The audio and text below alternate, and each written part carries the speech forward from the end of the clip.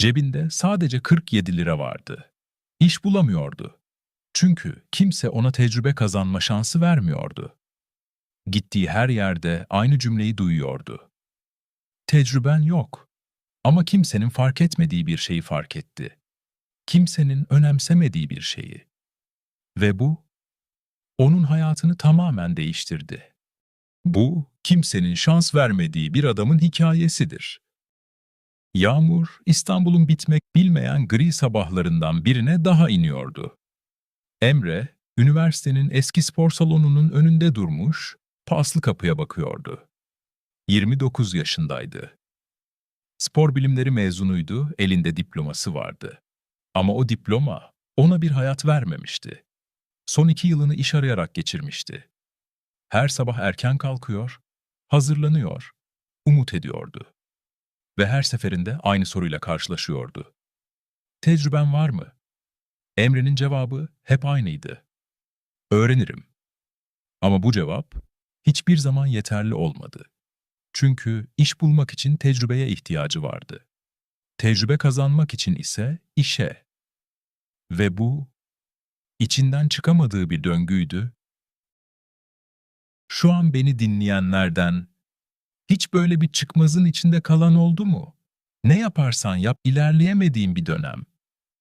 Eğer olduysa, yorumlara sadece yaşadım yazman yeterli.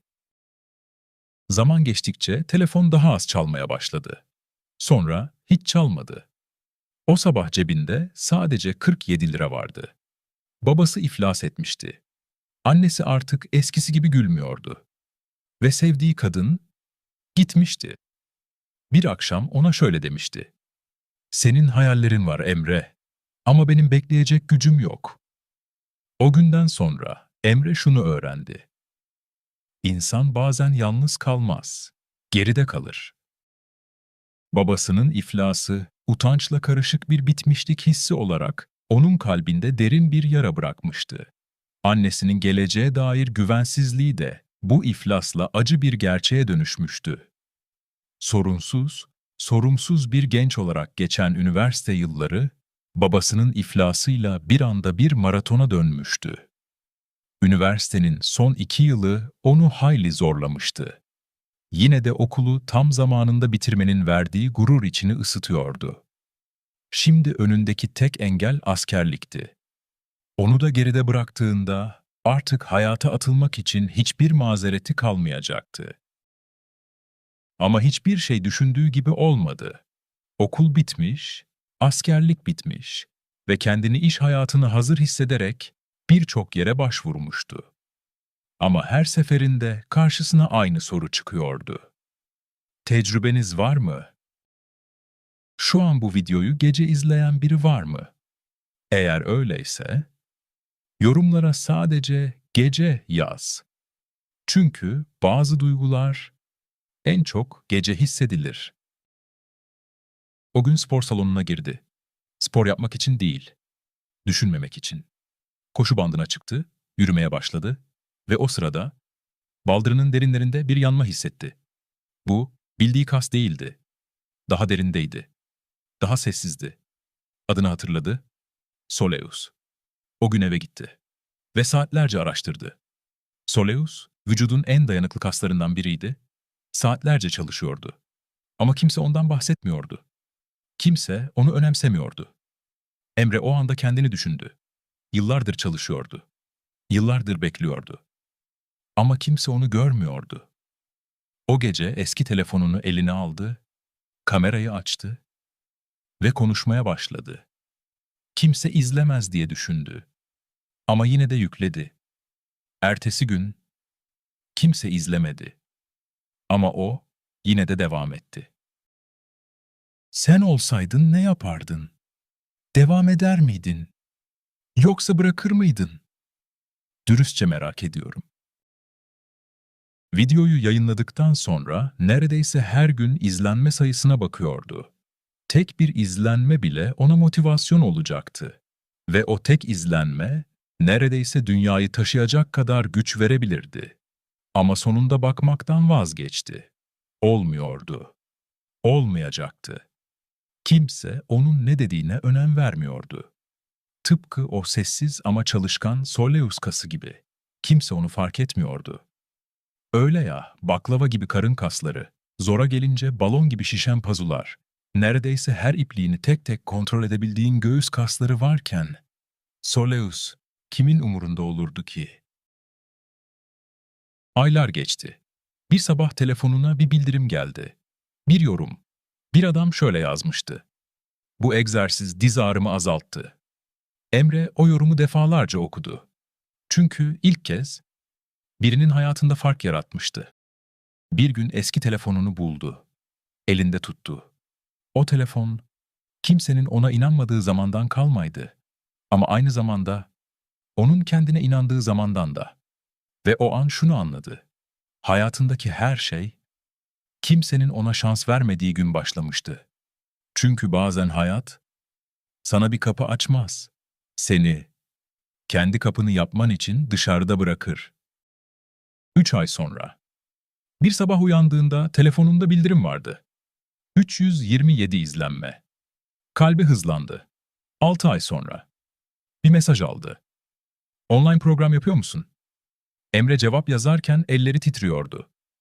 Evet, aslında yapmıyordu. Ama o gece sabaha kadar çalıştı. PDF hazırladı. Program yazdı. Ve gönderdi. Karşılığında gelen para 128 lira. Emre banka hesabına baktı. Ve ağladı.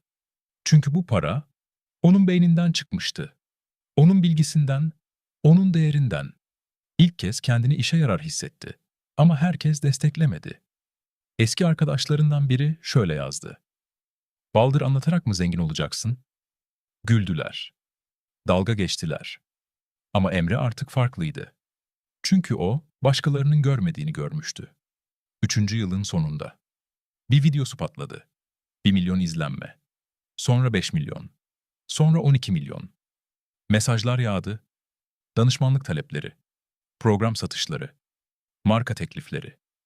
Emre o gece uyuyamadı, tavana baktı ve sadece şunu düşündü: bu gerçek mi? 5. yılın sonunda. Banka hesabında 1 milyon lira ekrana uzun süre baktı. Ama garip bir şekilde en çok düşündüğü şey para değildi. Annesiydi. Hastane odasıydı. Ve babasının iflas ettiği günkü yüzüydü. O gün kendine söz verdi: bu sadece başlangıç. Zenginlik. Garip bir şeydi. Her şeyi değiştiriyordu. Ama bazı şeyleri de alıyordu. Eski arkadaşları artık farklı davranıyordu. Bazıları geri dönmüştü. Ama Emre biliyordu: onlar Emre'yi değil, başarıyı seviyordu. Bu, başarının en ağır vergisiydi: yalnızlık. 10. yıl, Emre 39 yaşındaydı. Bir ofiste oturuyordu. Kendi şirketinde. Duvarlarda sertifikalar, ödüller, fotoğraflar ve banka hesabında 23 milyon lira. Ama masasında duran bir şey hepsinden değerliydi: eski telefon. O ilk videoyu çektiği telefon. Ekranı kırık, bataryası zayıf ama hayallerle dolu. Bir gün bir seminerde genç bir çocuk sordu: "Nasıl başardınız?" Emre gülümsedi ve şöyle dedi: "Kimsenin umursamadığı şeyi umursadım." Salonda sessizlik oldu. Sonra ekledi: "Herkes büyük fırsat arar. Ama büyük fırsatlar genelde küçük şeylerin içinde saklıdır." Emre o gün eve gitti. Balkona çıktı. Şehre baktı. Ve düşündü. Soleus kası gösterişli değildi. Ama dayanıklıydı. Sessizdi. Ama vazgeçmezdi. Ve Emre fark etti: başarısının sırrı bir kas değildi. Bir karakterdi. Sessizce devam etmek. Kimse alkışlamasa bile. Kimse inanmasa bile. Devam etmek. Çünkü hayatta milyonları kazandıran şey en güçlü kas değildir. En dayanıklı olandır. Ve bazen en dayanıklı şey senin kalbindir. Ve o kendi kapısını yapmıştı. Sonuna kadar da açmıştı. Sadece hayallerini gerçekleştirmekle kalmamış, ailesini de içine düştükleri çıkmazdan çıkarmıştı. İyisiyle kötüsüyle geçen bir 10 yılın ardından geriye baktığında, artık sadece kendiyle gurur duymaktan öte, azmiyle gurur duyuyordu. Ne kadar çok hayal kırıklığı yaşamış, ne kadar çok yüzüstü düşmüş. Ama pes etmemişti. Ve sonunda Kazananlar Kulübü'nde aldığı o hak edilmiş yer, onun zaferiydi. Şimdi gerçekten merak ediyorum. Bu hikayeyi şu an nereden dinliyorsun? Hangi şehirden ve saat kaç? Yorumlara yaz. Hepsini okuyorum. Ve eğer şu an hayatının zor bir dönemindeysen, şunu unutma. Bazı hayatlar geç başlar. Ama başladığında her şeyi değiştirir. Tıpkı Soleus gibi. Sessiz, görünmeyen ama asla vazgeçmeyen. Bir sonraki hikayede görüşmek üzere.